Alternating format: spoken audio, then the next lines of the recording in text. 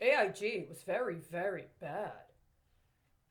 Citigroup was very, very bad. Bank of America, very, very bad. Chase Manhattan or Chase, very, very bad. Others, very, very bad. Some of them had to turn over their operations to the Treasury for a period of time so that actually the government of the United States was shareholder.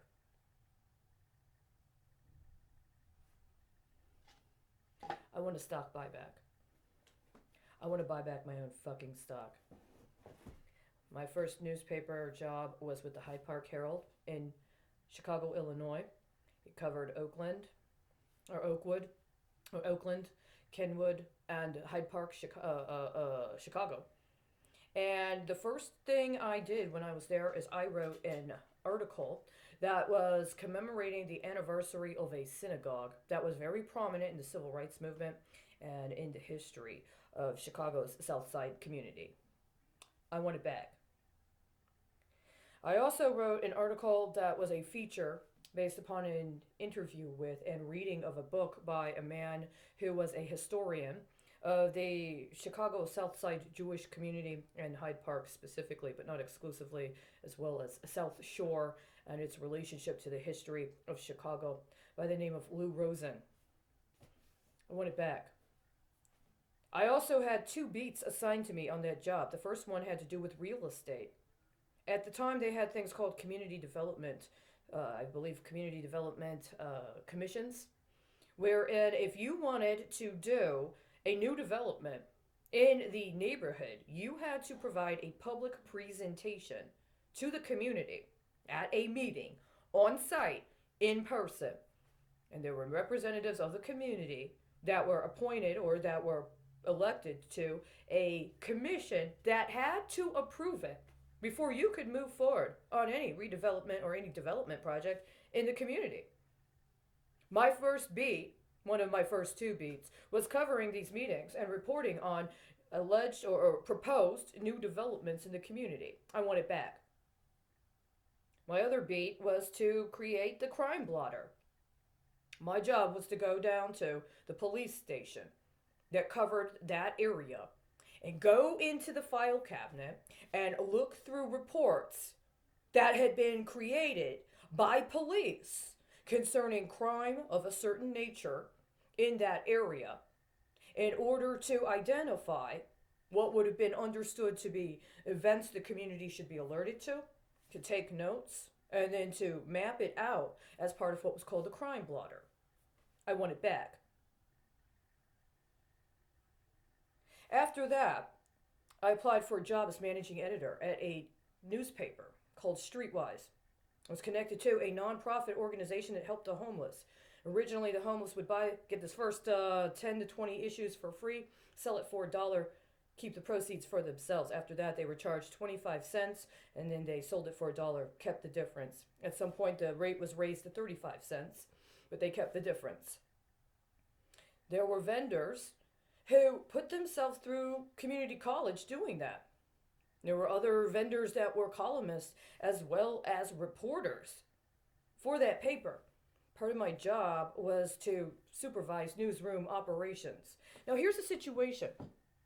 The person who was the editor, the managing editor, before me, he ended up leaving.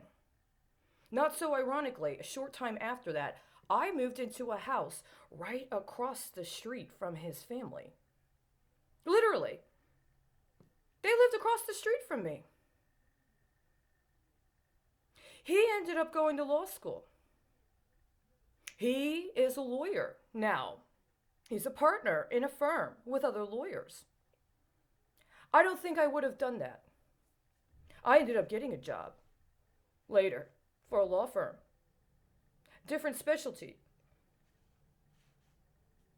They didn't live so far away from where I lived at the time. But there was this movie. It was called Woman of the Year. It starred Spencer Tracy and Katharine Hepburn. I liked it, except for the end. The end reminded me of another movie I didn't like so much. It's a movie about a woman, a society columnist, She meets a sports columnist. It's one of my favorite movies.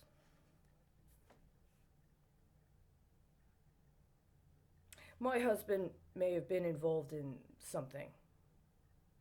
I might have been involved in something corollary, but not quite the same. We would have gotten to know each other. I would have learned a little bit about his ways. He would have learned a little bit about mine. I might have at some point in time found that biography about how somebody who didn't go to law school ended up working for some lawyers.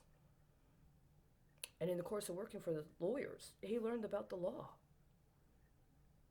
And he did things he needed to do in order to learn how to read the law himself.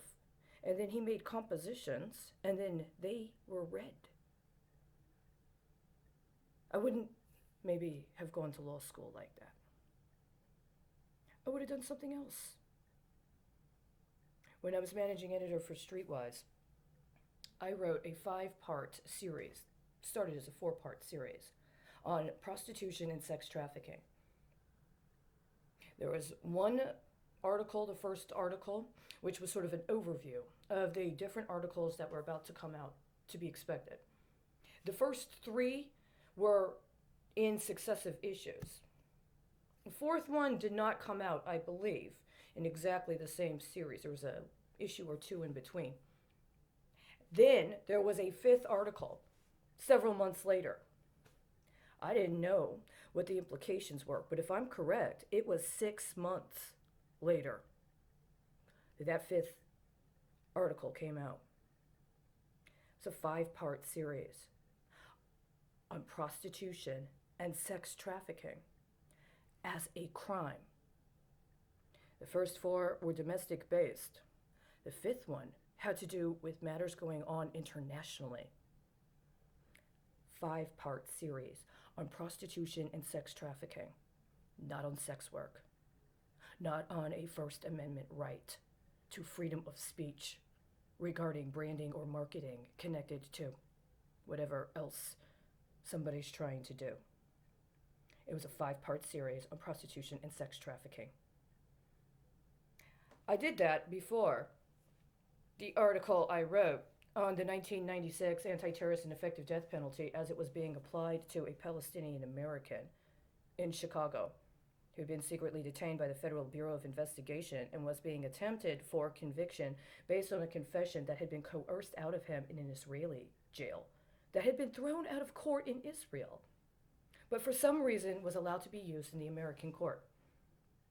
That 5-part series on prostitution was done before that one.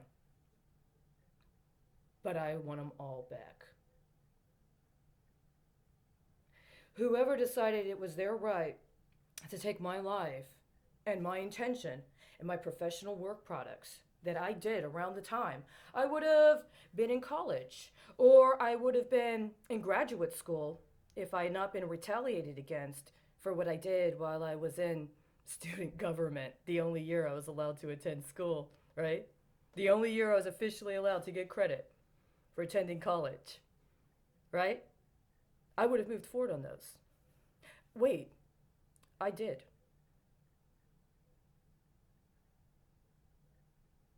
I want him back. I also want the first article I wrote while I was managing editor of Streetwise, which was about a $15 living wage campaign. See, in 1998, $15 had been determined to be what would have been the basic wage somebody would need in order to provide for themselves and a child or 2. $15 was the basic wage. They weren't talking about minimum wage, the minimum you can get away with to keep somebody from going under the poverty line. The understanding was, think about your economy with an understanding of what it means to actually have to provide for yourself and your family within your community without having to be obligated to public debt service as a result of a increased demand for public obligation associated with providing services to support people living below the poverty line. It's a completely different paradigm. It's not a minimum wage. We are beyond that. $15 minimum wage. A $15 minimum wage. 2008, 2018. 23 years later, you want a $15 minimum wage. Is that adjusting for the cost of living? Inflation? $15 isn't even enough to live on, and they won't even change the demand. They just want you to downgrade yourself. Does that mean they've delivered on something?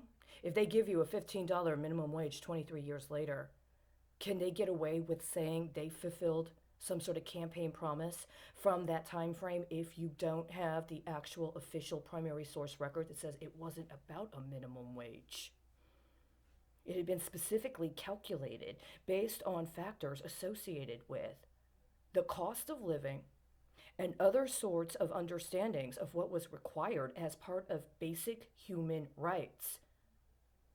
Yeah, right? But if you take away all the primary source documents and you overwrite it to say something else, while you have created a generation that was denied any political leadership that allowed for public democratic education around our political rights, well, then you can raise an entire generation of people that don't even know what the hell do you mean by living wage.